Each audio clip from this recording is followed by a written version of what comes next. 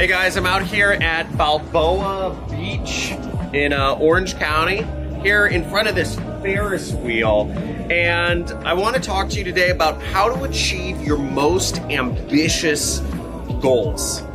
Now, self-improvement and fulfillment of all of my wishes has been like just a constant thing for me. I've done a lot of things in my life. I've been featured on magazines. I've started multiple multi-million-dollar businesses, and it's been because of basically overcoming my mental roadblocks. We all have, to achieve your goals, we all have mental obstacles that keep us from achieving our goals. We have patterns. Every human is like in a pattern.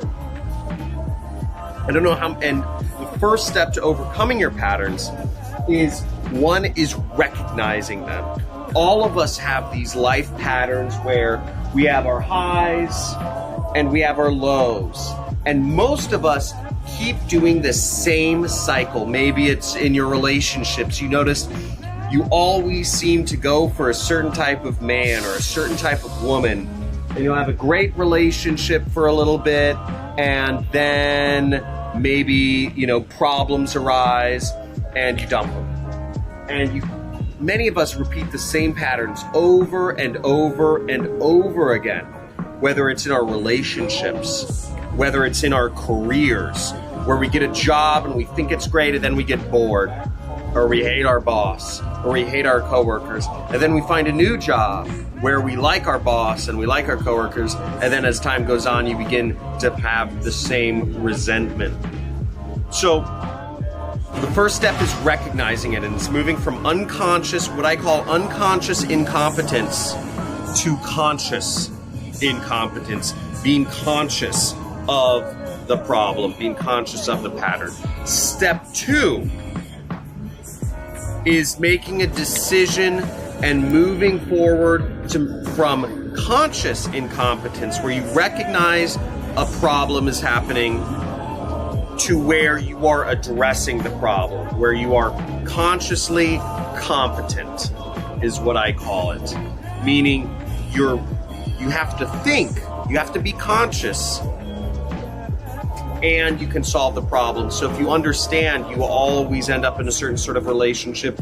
You go out of your way to date somebody who's fits a different criteria, or you go out of your way to to find somebody who doesn't get angry all the time. Maybe that's the problem. Or maybe you always find jobs where your boss is really outgoing and you love that, but it ends up being a horrible job, or whatever that is. You go out of your way to find something different.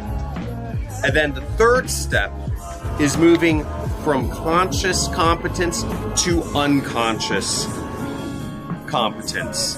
And unconscious competence means you can build a skill, or you can do well in your relationships, or you can do well in your job, or whatever you're doing, without even thinking.